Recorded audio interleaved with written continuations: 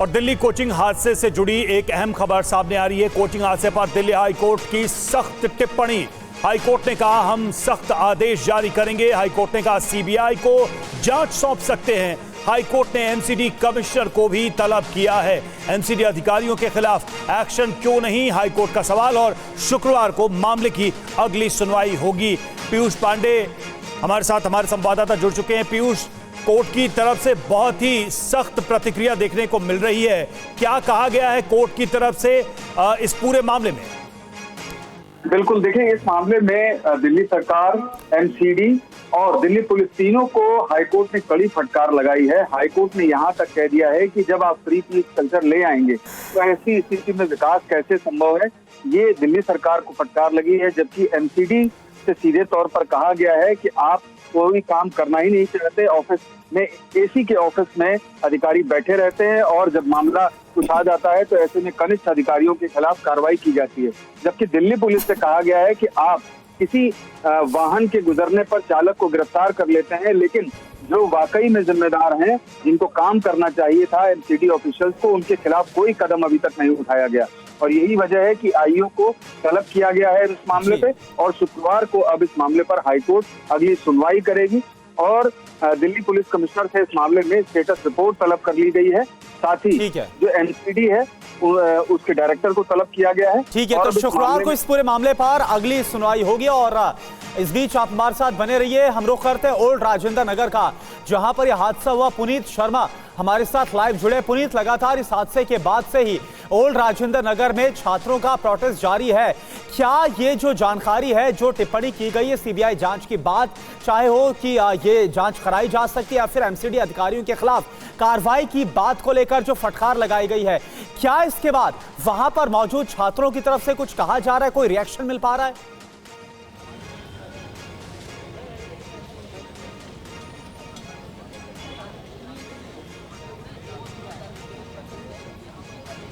पुनीत, आप तक आवाज पहुंच पा रही है? बिल्कुल, देखिए दिल्ली पुलिस कोशिश करी है कि प्रोटेस्ट खत्म हो जाए और इसीलिए यहाँ पर आप देखेंगे कि जो रास्ता है उसको अब खोल दिया गया। यहाँ पे जो बैरिकेड थे उनको हटा दिया गया और जो बड़ी संख्या में छात्र थे उनको भी यहाँ से हटा दिया गया। जी बिल्कुल, देखिए दिल्ली पुलिस कोशिश कर रही है छात्रों को मनाने की कि जो प्रोटेस्ट चल रहा है उसको खत्म कर दिया जाए और इसी वजह से यहाँ से बैरिकेड हटा दिए गए, रास्ते को यहाँ से खोल दिया गया है और बड़ी संख्या में जो छात्र हैं उनको एमसीडी कमिश्नर से मिलने के लिए भेजा गया। लेकिन अभी कुछ छात्र यहाँ पर बैठे, उन लोगों से बातचीत करते हैं। भैया ये बताइए, हाईकोर्ट ने एमसीडी को लेकर के सख्त टिप्पणी की है, कमिश्नर को शुक्रवार को तलब किया, सीबीआई जाँच के संकेत भी दिए गए, क्या कहना चाहते हैं? ये अच्छा स्टेप जो हाईकोर्ट ने करा है, ये अच्छा स्टेप है जो हाईकोर्ट ने करा है। अगर थोड़ा और पहले हो जाता तो और अच्छा था। हमारी भी कुछ बेसिक डिमांड्स हैं, वो जब पूरी हो जाएंगी हमको कुछ रिटर्न में एश्योरेंस मिल जी। एक पर ये लोग बैठे हुए हैं और देखेंगे कि आप यहाँ एक छात्र की यहाँ पर तबीयत भी खराब है। फिलहाल पुलिस को भी यहाँ पर बुलवाया जा रहा है अस्पताल में इलाज कराने के लिए। कुछ छात्र यहाँ पर बचे हुए हैं और बाकियों को एमसीडी अस्पताल में लेकर के गए हैं। अब देखिए एक छात्र यहाँ पर लगातार हंगर स्ट्राइक में बैठे हुए हैं, काफ़ी ज़्यादा उमस गर्मी है। 4 दिन से इसी तरीके से यूपीएससी एस्पायरेंट्स यहाँ पर प्रोटेस्ट कर रहे हैं और अब एक छात्र की भूख हड़ताल के बाद यहाँ पर आप देखेंगे कि तबीयत भी खराब हो गई है। उनको लेकर के जो दिल्ली पुलिस है वो अब अस्पताल लेकर के जा रही है। तो तमाम छात्र इस बात को मान रहे हैं कि हाईकोर्ट ने जो रुख अख्तियार किया है वो एक अच्छा कदम है। सीबीआई जांच भी होनी चाहिए, लेकिन इसके अलावा एमसीडी के साथ ही वो पुलिस और दूसरे जो अथॉरिटीज हैं उनको भी इस पूरे मामले में जिम्मेदार मांग रहे हैं। फिलहाल कुछ छात्र अभी भी यहाँ पर बैठे हुए हैं। ठीक है, बिल्कुल। तो छात्र बीते 4 दिनों से ही, जब से ये शनिवार को हादसा हुआ है उसके बाद से धरने पर बैठे, अब तो भूख हड़ताल भी शुरू कर दिया और कुछ जो छात्र उनकी हालत भी खराब नजर आ रही है। बहुत बहुत शुक्रिया आपका पुनीत इस पूरी जानकारी के लिए। दिल्ली सरकार कोचिंग संस्थानों को रेगुलेट करने के लिए कानून लाने की तैयारी में है। इसके लिए जल्द ही कमेटी भी बनाई जाएगी। दिल्ली के राजेंद्र नगर में एक कोचिंग सेंटर में 3 छात्रों की मौत के बाद दिल्ली की केजरीवाल सरकार एक्शन में है। सरकार कोचिंग सेंटरों पर नकेल कसने के लिए कोचिंग इंस्टीट्यूट्स को रेगुलेट करने के लिए कानून लाने की तैयारी में है, जिसमें कई प्रावधान होंगे। दिल्ली सरकार, अरविंद केजरीवाल जी की सरकार एक कानून लेकर आएगी जो दिल्ली में चल रहे सारे कोचिंग इंस्टीट्यूट, चाहे वो IAS, IIT JEE, NEET, CUET, NDA किसी भी एग्ज़ाम्स की तैयारी करवा रहे हों, उन सबको रेगुलेट करने के लिए दिल्ली सरकार एक लॉन्ग टर्म सॉल्यूशन के तहत एक कोचिंग इंस्टीट्यूट रेगुलेशन एक्ट लेकर आएगी। इसमें कई पक्ष शामिल होंगे। कानून बनाने के लिए एक कमेटी बनाई जाएगी। इसमें अफसरों के अलावा कोचिंग हब के छात्रों को भी शामिल किया जाएगा। कोचिंग में पढ़ने वाले स्टूडेंट से भी इस पर सुझाव लिया जाएगा। सरकार ने पब्लिक का फीडबैक लेने के लिए एक ईमेल ID भी जारी की है। और दिल्ली में यूपीएससी के 3 छात्रों की मौत के बाद छात्र अपनी मांगों को लेकर धरने पर लगातार बैठे हुए हैं। छात्रों का कहना है कि उन्हें आश्वासन नहीं बल्कि ठोस कार्रवाई चाहिए। ओल्ड राजेंद्र नगर में कोचिंग संस्थान के बेसमेंट में बारिश का पानी भर जाने से 3 छात्रों की मौत के बाद से छात्र प्रदर्शन कर रहे हैं। अपनी मांगों को लेकर छात्रों का हड़ताल जारी है। छात्रों का कहना है कि आश्वासन नहीं, हमें कार्रवाई चाहिए। हमारा प्रोटेस्ट अगर वीक हो जाए आश्वासन सिर्फ सुन के, तो सर क्या फायदा इस बात का। आगे आने वाले समय में भी घटनाएं घटेंगी। तो सर आश्वासन हमें नहीं चाहिए सर, हमें अपनी मांगे पूरी चाहिए, एक्शन चाहिए। आश्वासन से कुछ नहीं चलता, आश्वासन से नहीं चलता। पुलिस हड़ताल पर बैठे छात्रों को समझाने की कोशिश कर रही है। पुलिस का कहना है कि सोशल मीडिया में कई तरह से गलत मैसेज चल रहे हैं। सोशल मीडिया पे कई तरह के गलत मैसेजेस चल रहे हैं जो कि इन लोग उसको ज़्यादा बिलीव कर रहे हैं। नंबर ऑफ कैजुअलिटीज़ ले लीजिए, बायोमेट्रिक्स रिलेटेड ले लीजिए। तो एक तो इनको हम लोग कोशिश कर रहे हैं कि फैक्ट्स प्रॉपर तरीके से पता हो।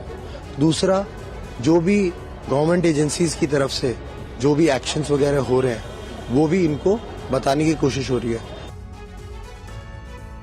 छात्रों की मौत के बाद से ही प्रदर्शन के जरिए छात्र इंसाफ की मांग कर रहे हैं। वहीं MCD अधिकारी छात्रों को समझाते नजर आ रहे हैं।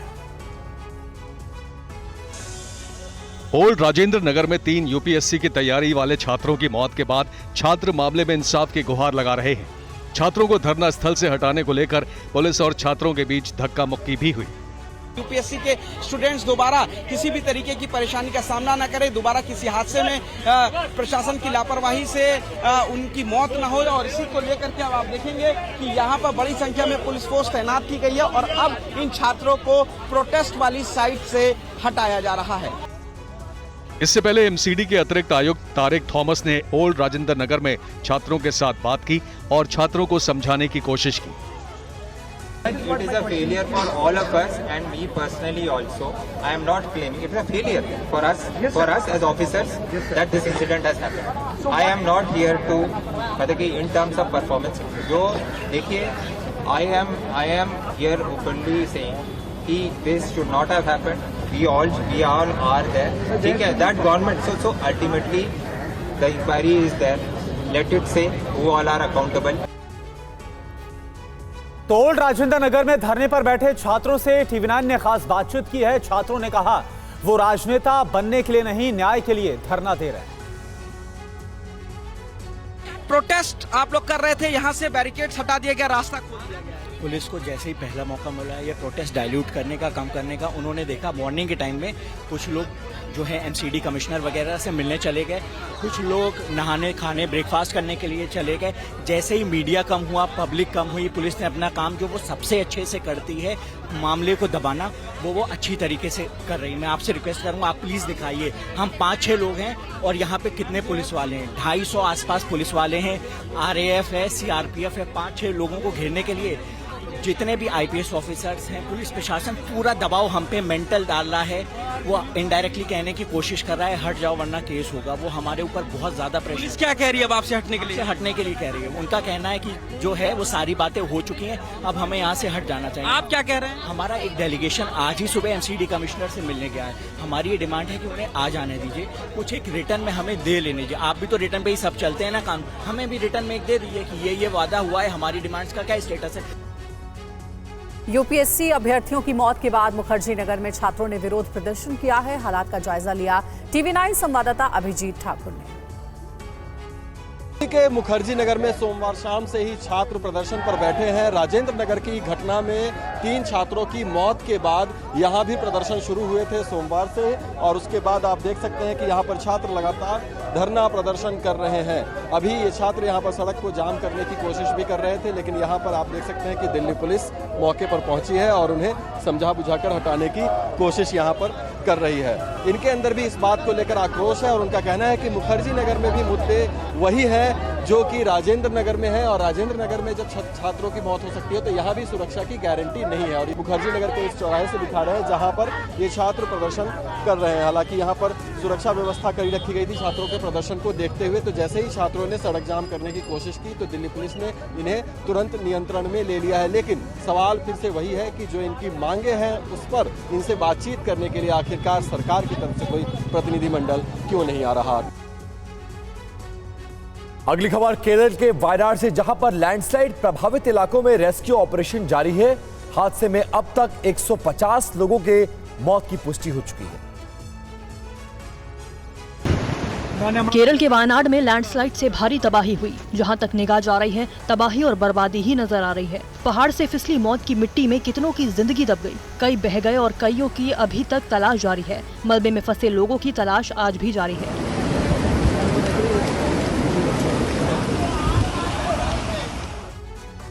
आर्मी, एयरफोर्स, एनडीआरएफ, एसडीआरएफ की टीम दिन रात मलबे में दबे लोगों की तलाश कर रही है ताकि मलबे में फंसे लोगों को जल्द से जल्द बाहर निकाला जा सके। वायनाड के कई परिवारों ने भूस्खलन के बाद उनके प्रियजनों के लापता होने की जानकारी दी है, जिसकी तलाश की जा रही है। केरल के वायनाड के अस्पतालों में लोगों का हुजूम लगा हुआ है। हादसे में मौत के बाद लोग अपनों की तलाश कर रहे हैं, लाशों के बीच अपनों को ढूंढ रहे हैं। अधिकारियों के मुताबिक सरकार ज्यादा से ज्यादा लोगों की जान बचाने की कोशिश में जुटी हुई है। घायलों को बेहतर चिकित्सा सुविधा मुहैया कराने में जुटी हुई है। फंसे लोगों को सुरक्षित इलाकों में पहुंचाया जा रहा है।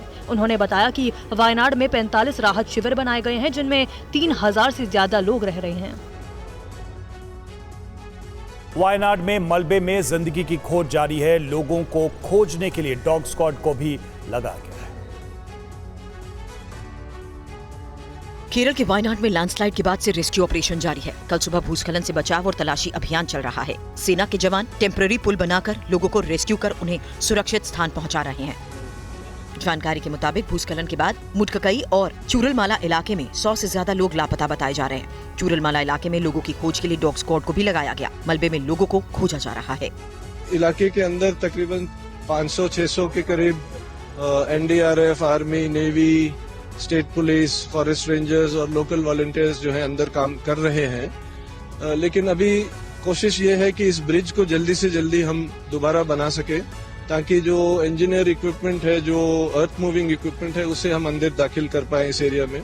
और जो वहाँ पे जो रबल की खुदाई हो रही है उसमें थोड़ी हमें सहायता मिल जाए। अभी जो कार्रवाई हो रही है वो मैन्युअली हो रही है, गिनती बेलचा और अपने मैन्युअल एफर्ट से हो रही है। अब तक सैकड़ों लोगों को रेस्क्यू कर सुरक्षित जगह पहुंचाया गया। 300 से ज्यादा मकान पूरी तरह क्षतिग्रस्त हो गए हैं। वायनाड में लैंडस्लाइड में मारे गए लोगों के लिए देश भर में गम का माहौल है। केरल में झंडा आधा झुकाकर मारे गए लोगों को श्रद्धांजलि दी गई। देश वायनाड भूस्खलन में अपनी जान गंवाने वाले लोगों के लिए दुखी है। आज संसद भवन में कांग्रेस संसदीय दल की बैठक के दौरान वायनाड भूस्खलन में जान गंवाने वाले लोगों के लिए 1 मिनट का मौन रखा गया।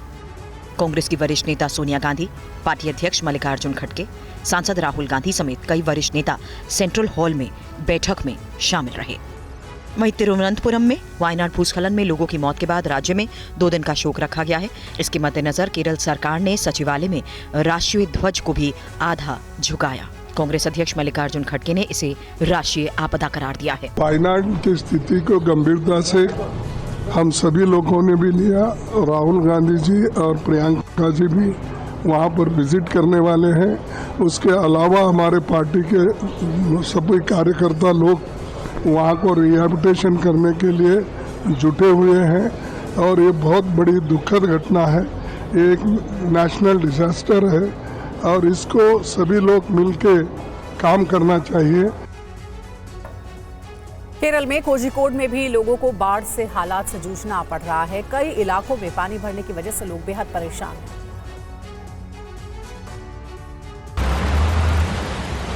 वायनाड के अलावा केरल के कोझिकोड में भी बारिश का कहर देखा जा रहा है। भारी बारिश के कारण जिले के कई इलाकों में पानी भरा है। वहीं कई रिहायशी इलाके भी पानी में डूबे नजर आ रहे हैं। सड़क, घर सब कुछ पानी में डूबा दिख रहा है। नदियां और नहरें उफान पर हैं। कोझिकोड के ग्रामीण इलाके विलंगड मलयांगड में भूस्खलन के कारण एक पुल ढह गया, जिससे इलाके के कई परिवार अलग थलग पड़ गए। एनडीआरएफ की टीम ने विलंगड में बचाव अभियान चलाया। एहतियात के तौर पर लोगों को सुरक्षित स्थानों पर पहुंचाया गया है।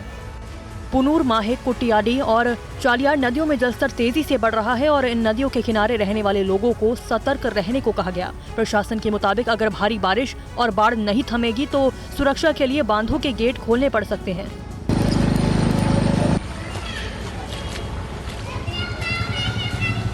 कोझिकोड जिले के सभी पर्यटन स्थलों पर लोगों के आने जाने पर पाबंदी लगा दी गई है। ग्रेनाइट खदानों को अस्थायी रूप से बंद करने को कहा गया। जिले के सभी शिक्षण संस्थानों में छुट्टी घोषित कर दी गई है। वहीं केरल के बाद कर्नाटक के पहाड़ी इलाकों में भी बारिश ने कहर बरपा रखा है। प्रशासन की टीमें हालात पर काबू पाने में जुटी हुई हैं। तस्वीरें कर्नाटक के बागलकोट की है, जहां भारी बारिश की वजह से नदियां उफान पर हैं। जिले के कई इलाके बाढ़ में डूबे हुए हैं। लोग परेशान हैं और आश्रय स्थलों की तलाश कर रहे हैं। कर्नाटक सरकार में मंत्री कृष्णा बारे गौड़ा ने बागलकोट के बाढ़ प्रभावित इलाकों का दौरा किया और लोगों को सरकार की ओर से हर संभव मदद का आश्वासन दिया। जलाशयों से भारी मात्रा में पानी बह रहा है। लगातार बारिश के कारण शिराडी, चिक्कामगलुरु, चारमडी, कोडागु, शिमोगा, उत्तर कन्नड़ सहित 10 से ज्यादा जगहों पर भूस्खलन हुआ है। भारी बारिश के कारण कृष्णा और उसकी सहायक नदियों में पानी का प्रवाह बढ़ गया है। गोकक में 800 घर डूब गए हैं, जिसके चलते लोगों को भारी परेशानी का सामना करना पड़ रहा है। चिक्कामगलुरु में भारी बारिश को देखते हुए जिला प्रशासन ने 15 अगस्त तक लोगों से पर्यटक स्थलों पर न जाने की अपील की है। सरकार ने सिंचाई विभाग के अधिकारियों को बेलगावी में मलप्रभा नदी पर बने रेणुका सागर बांध में 5000 से 8000 क्यूसेक पानी छोड़कर जलस्तर कम करने का निर्देश दिया है। मलप्रभा बेसिन जिलों में सभी झीलों और टैंकों को भरने के लिए कहा गया है। और इस वक्त बीजेपी की प्रेस कॉन्फ्रेंस चल रही है। संबित पात्रा क्या कह रहे हैं मीडिया से? आदिवासीज इन high courts, Rahul Gandhi asked in Pratapgarh. आप किसी कोर्ट में पेश होते हैं और वहां जाके जजेस की जाति पूछते हैं, प्रशासनिक अधिकारियों की जाति, पत्रकारों की जाति, जजेस की जाति और तो और सैनिकों की जाति आप पूछते हैं। आप कहते हैं कि हिंदुस्तान को यह जानने का अधिकार है कि किस जाति के लोग सर्वाधिक सैनिक के रूप में हैं, किस जाति को कितनी रिप्रेजेंटेशन आर्मी में मिली हुई, किस धर्म को कितना रिप्रेजेंटेशन आर्मी में मिला हुआ है। यह सब आप पूछ सकते हैं, मगर आपसे कोई अगर जाति पूछ ले तो मम्मी मम्मी मम्मी, मुझसे जाति पूछ लिया गया, मम्मी मेरा इंसल्ट हो गया। ये क्या मजाक बना के रखा हुआ है। मुझे संत कबीर का वो दोहा याद आता है, जाति न पूछो साधु की, जाति न पूछो साधु की, पूछ लीजिए ज्ञान, मोल करो तलवार का, पड़ा रहने दो म्यान। जाति न पूछो साधु की। राहुल जी साधु हैं? वो साधु होते तो उनकी जाति नहीं पूछी जाती। पूछ लीजिए ज्ञान, वो ज्ञानवान है। चलिए हम आपसे पूछ लेते हैं, जाति नहीं पूछेंगे आपकी, बताइए आपका ज्ञान। आपके ज्ञान का प्रदर्शन तो आलू से सोने और सोने से आलू और पता नहीं क्या क्या कह के आपने अपने ज्ञान का प्रदर्शन किया हुआ है। मोल करो तलवार का, पड़ा रहने दो म्यान। तलवार भी जंग पकड़ा तलवार है, जंगधारी तलवार है, और म्यान का तो पूछिए ही मत। न साधु है, न ज्ञानी है, न तलवार में धार है, और म्यान भी परिवार का है। और उसके ऊपर अगर जाति पूछ लिया गया उस व्यक्ति से, जबकि नाम नहीं लिया गया, फिर भी उनको लगता है उनसे जाति पूछ लिया गया, उस व्यक्ति से जो हिंदुस्तान में सबसे जाति पूछ सकता है, तो इसमें क्या गड़बड़ी है? मैं कल पार्लियामेंट में था, मुझे तो बड़ा आश्चर्य हुआ। तुरंत कांग्रेस के सारे सांसद खड़े हो गए और खड़े होकर उन्होंने कहा चिल्ला चिल्ला करके कि यह पवित्र सदन है, यहां पर किसी की जाति नहीं पूछी जा सकती। वाह! आप जाति जनगणना चाहते हैं और आप कह रहे हैं कि सदन के अंदर जाति पूछी नहीं जा सकती है, तो बाहर जाति कैसे पूछी जा सकती है? मतलब ये धरती पवित्र नहीं है, केवल सदन ही पवित्र है। अरे सदन भी पवित्र है, देश भी पवित्र है। आप लोगों ने कल कहा कि सदन के अंदर किसी की जाति पूछना यह इंसल्ट है, तो गणना कैसे होगी आप ये बता के दिखाइए। मुझे आश्चर्य होता है राहुल गांधी जी, मैं अभी वीडियो में वो बयान देख के आ रहा था जिस बयान में आपने प्रधानमंत्री जी के जाति को लेकर भी भ्रम फैलाने की कोशिश की थी। आप सबको याद होगा चुनाव के समय माननीय नरेंद्र मोदी जी के जाति को लेकर गलत टिप्पणी करने का प्रयास, कुलछित प्रयास राहुल गांधी जी ने किया था। आप प्रधानमंत्री की जाति पर टिप्पणी कर सकते हैं, मगर कोई आपकी जाति पूछ नहीं सकता। आप करे तो पुण्य और जनता करे तो पाप, ऐसा नहीं हो सकता है। केवल जाति पूछने का विषय नहीं है। मैंने जैसा आपको कहा, मैं पहली बार का सांसद हूं, भगवान जगन्नाथ की कृपा रही। मैं पीछे बैठता हूं और सब कुछ देखता हूं, मुझे आश्चर्य होता है राहुल गांधी जी की सेंस ऑफ एंटाइटलमेंट पे। वो टी शर्ट और जीन्स पहन के आते हैं, मैं किसी कपड़े के ऊपर कमेंट नहीं कर रहा हूं। भद्रता, नम्रता, शीलता यह भी होती है। जेब के अंदर दोनों हाथ डाल के आते हैं। आप देखिएगा, आप ये वीडियो निकाल के देखिए कैसे आते हैं।